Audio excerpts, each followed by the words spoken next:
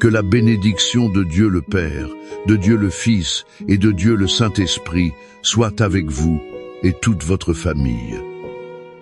Que la paix qui surpasse toute intelligence inonde dès maintenant votre maison. Qu'elle inonde votre cœur et la vie de chaque personne que vous aimez. En ce moment sacré, je vous invite à ouvrir les portes de votre âme. C'est pour recevoir la présence du Très-Haut. Imaginez par la foi qu'un manteau de paix recouvre votre foyer. Il est tissé de fils de lumière divine. Ce n'est pas un tissu ordinaire. C'est la présence protectrice de Dieu. C'est un bouclier contre toute anxiété, toute peur et toute perturbation. Sentez le poids doux de ce manteau sur vos épaules. Il apporte soulagement et sécurité. Et sur votre front et le front de votre conjoint, de vos enfants, de vos parents, recevez maintenant le sceau invisible du Saint-Esprit. C'est une marque de propriété divine. Elle déclare au monde spirituel, cette famille appartient au Seigneur. C'est un espace sacré, un temps séparé. C'est pour nous connecter avec le cœur du Père. Laissez derrière vous les préoccupations du jour. Oubliez les listes de choses à faire. Laissez les nouvelles qui inquiètent. Ici, dans ce sanctuaire de prière, il n'y a de place que pour la foi. Il y a de l'espace pour l'espérance et pour l'amour. Cet amour émane du trône de la grâce. Respirez profondément et sentez l'atmosphère changer. Car là où 2 ou 3 sont réunis en son nom, Jésus est au milieu d'eux. Et il est ici. Maintenant, avec l'autorité que nous est accordée par le nom au-dessus de tout nom, le nom de Jésus-Christ, entrons ensemble dans la bataille spirituelle pour notre maison. Ce n'est pas un combat contre des personnes. C'est contre les forces spirituelles du mal. Elles essaient de nous voler notre paix. Elles tentent de détruire l'unité de nos familles. C'est pourquoi nous nous levons dans la foi et déclarons, au nom de Jésus, nous réprimandons et brisons toute la puissance de l'esprit de division. Il essaie de semer la discorde et les malentendus dans notre foyer.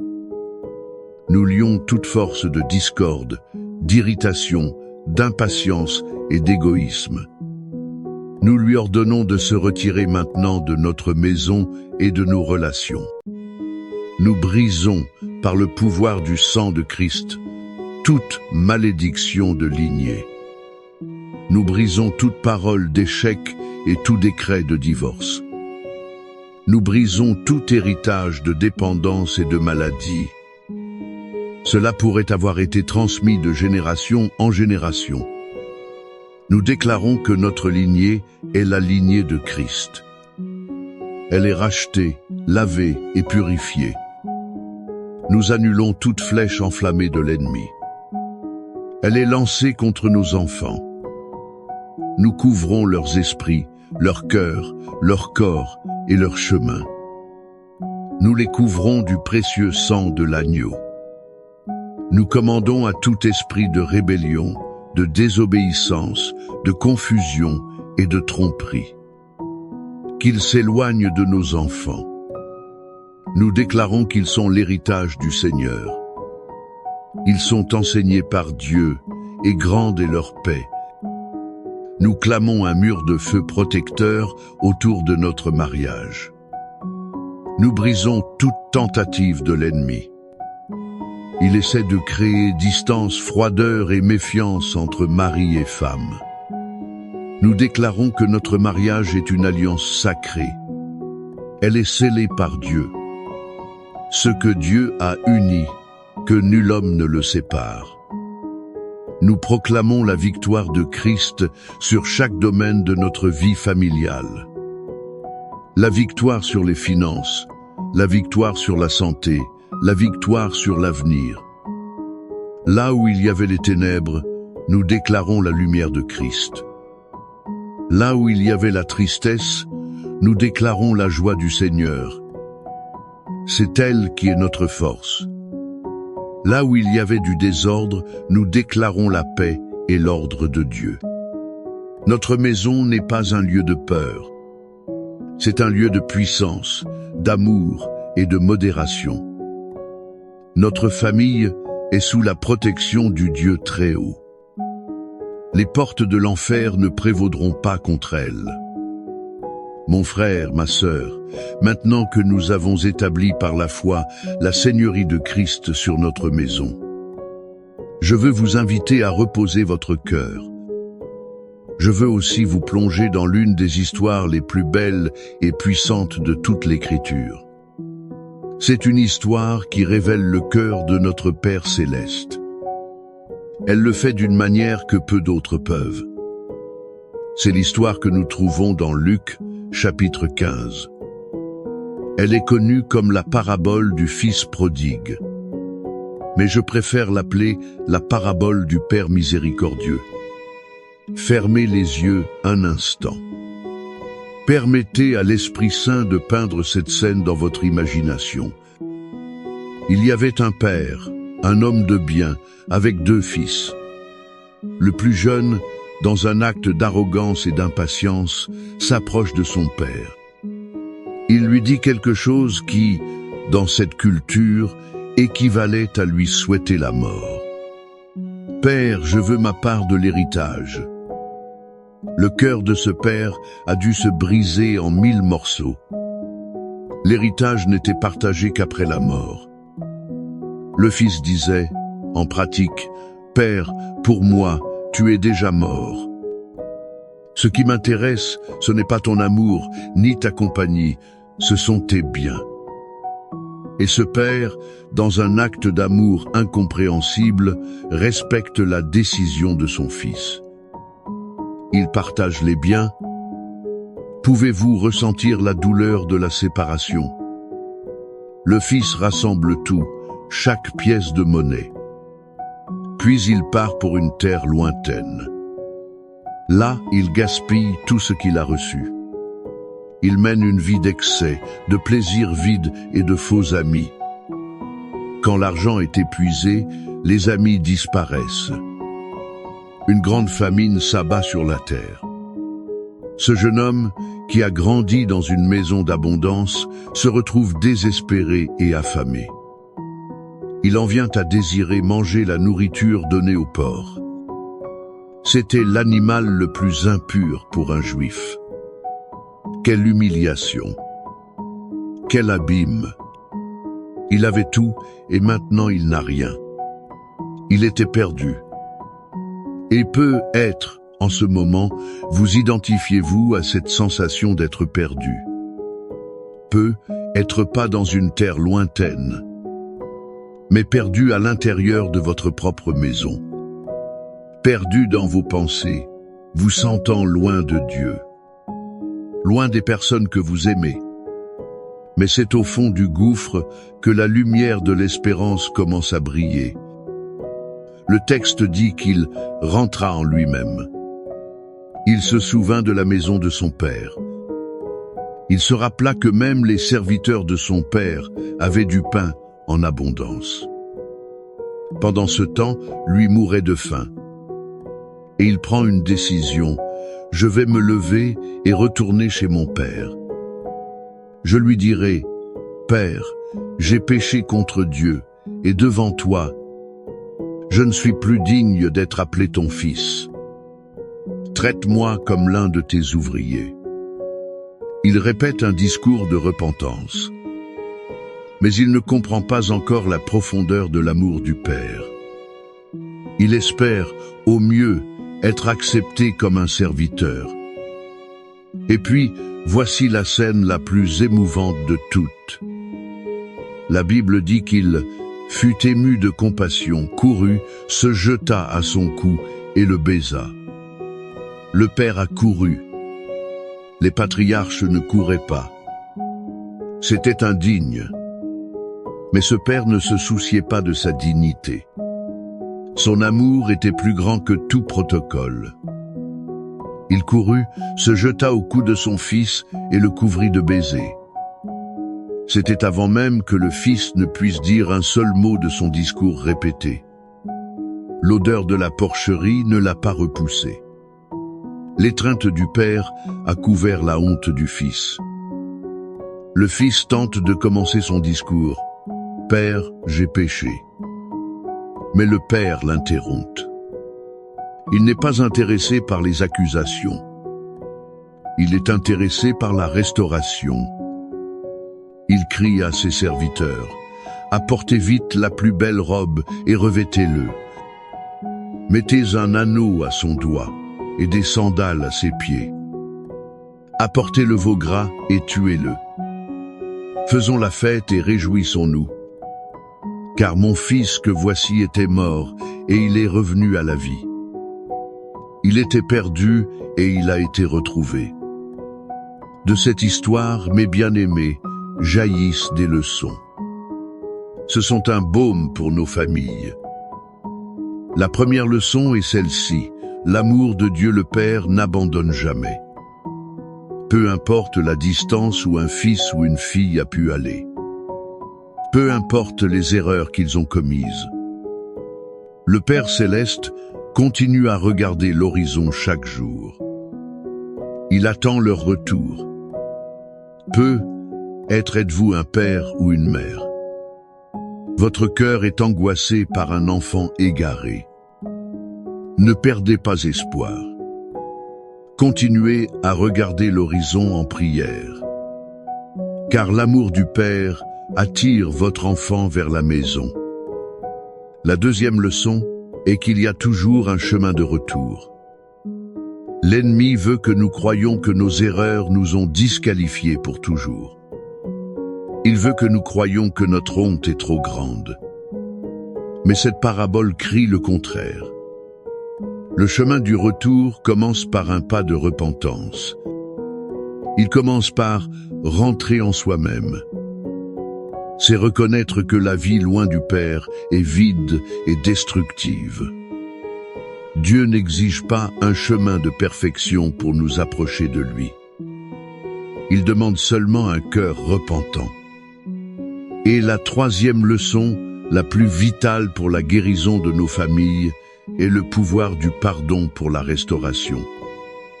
Le Père n'a pas dit « Je te l'avais dit ». Il n'a pas exigé de période d'essai. Il n'a pas frotté les erreurs au visage de son Fils. Il a simplement pardonné et célébré. Combien de nos familles sont blessées et brisées? C'est parce que nous refusons d'offrir ce type de pardon. Nous agissons comme le frère aîné de l'histoire. Il était au champ. En entendant la fête, il s'est fâché et a refusé d'entrer. Il était fidèle et travailleur. Mais son cœur était rempli d'amertume. Il avait un sentiment de propre justice. Il ne pouvait pas se réjouir de la restauration de son frère.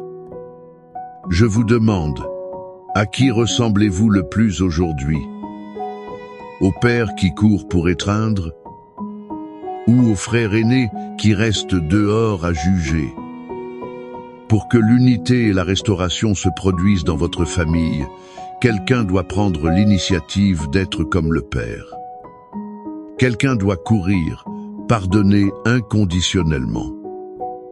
Il doit aussi préparer une fête de réconciliation.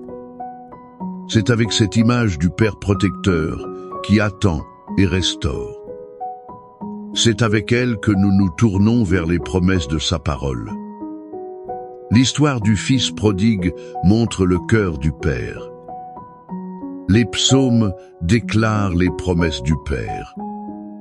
Tout comme ce Père terrestre aurait protégé son Fils de sa propre vie s'il était à la maison. Notre Père céleste nous promet une protection divine et constante. Cette promesse est un bouclier pour votre famille. C'est une forteresse au milieu des tempêtes. C'est pourquoi je veux vous inviter maintenant à fermer de nouveau les yeux, si vous le pouvez. Recevez ces paroles non comme un simple poème ancien, mais comme une déclaration de foi vivante et agissante sur votre maison. Recevons la protection du psaume 91. C'est la certitude du soin du Père qui nous accueille de nouveau. Celui qui demeure sous l'abri du Très-Haut reposera. Il le fera à l'ombre du Tout-Puissant. Je dirai du Seigneur, il est mon Dieu, mon refuge, ma forteresse. C'est en lui que je me confierai. Car c'est lui qui te délivrera du filet de l'oiseleur. Il te délivrera de la peste pernicieuse. Il te couvrira de ses plumes. Tu te réfugieras sous ses ailes. Sa vérité sera ton bouclier et ta cuirasse. Tu ne craindras ni les terreurs de la nuit, ni la flèche qui vole de jour, ni la peste qui marche dans les ténèbres, ni la contagion qui ravage en plein midi. 1000 tomberont à ton côté et 10 000 à ta droite, mais le mal ne t'atteindra pas. De tes yeux seulement tu regarderas.